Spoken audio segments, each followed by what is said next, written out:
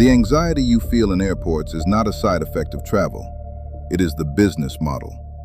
Every long corridor, every security queue, every clock that isn't there, none of it is accidental.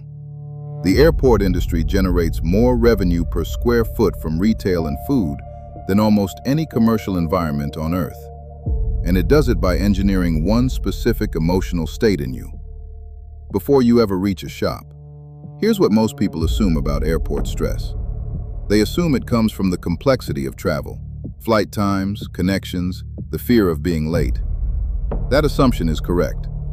But what most people don't realize is that airports are specifically designed to amplify that anxiety, not reduce it. Airport Council International, the global trade body representing over 700 airports, publishes annual revenue data confirming that non-aeronautical income, primarily retail and food, now accounts for over 40% of total airport revenue in major hubs. The flight is no longer the product, you are. And the emotional state you arrive in is the environment they profit from. Let's start with security. Researchers at Columbia Business School documented the relationship between stress, self-control depletion, and financial decision-making, confirming that elevated cortisol levels, the primary stress hormone, measurably reduce the brain's capacity to evaluate price and resist impulse spending. The security process, removing shoes, unpacking bags, surrendering personal items, is not merely a compliance procedure. It is a ritual of vulnerability. Psychologists refer to this as a self-boundary violation, a process that temporarily reduces the individual's sense of personal control and psychological security. By the time you collect your belongings on the other side of the scanner, you are measurably more susceptible to comfort spending than when you entered.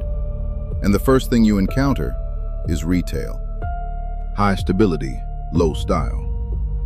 Next, the absence of clocks.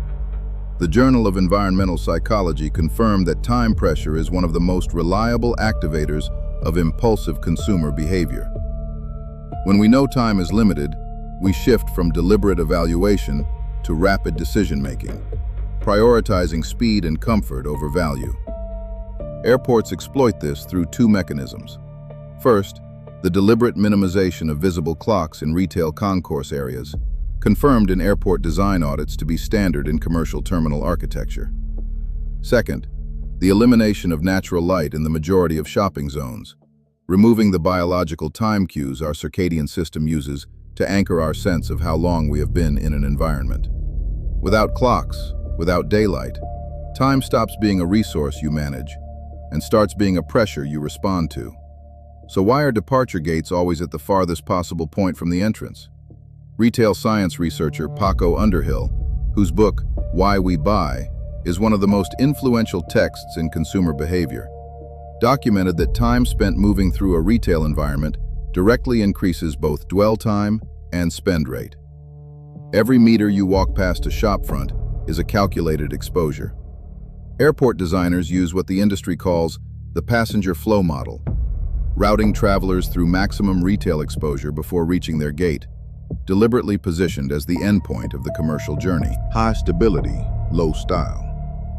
Then there is duty-free. The duty-free model operates on three psychological mechanisms that compound simultaneously. First, artificial scarcity. Products are framed as available only in this location, only at this moment, only to travelers. Second, reference price anchoring.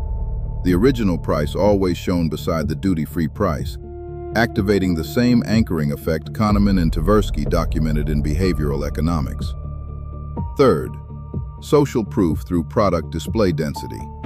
The sheer volume of products creates what retail psychologists call a permission cue, a visual signal that purchasing here is normal and expected.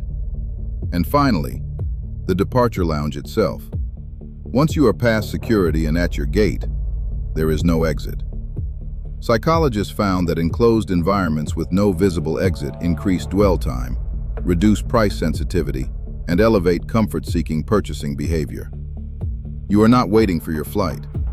You are a captive consumer in a system that has been building toward this moment since you arrived at the terminal.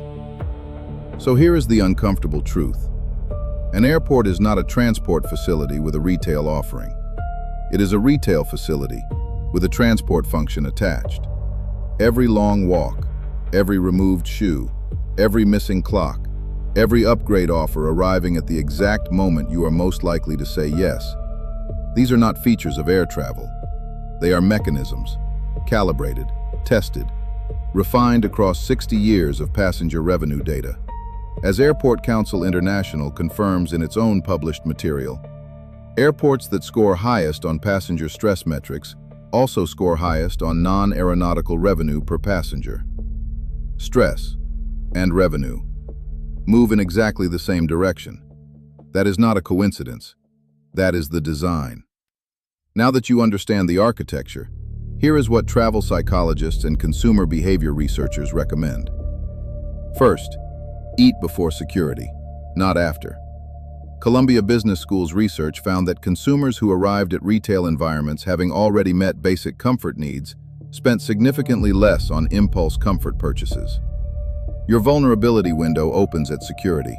Close it before you go through. Second, set a specific cash budget for the airport before you leave home. American Psychological Association research confirmed that pre-commitment strategies, deciding specific limits before entering a high-stress spending environment, are significantly more effective than attempting to evaluate purchases rationally once stress is already elevated. The rational version of you needs to make the decision before the stressed version arrives.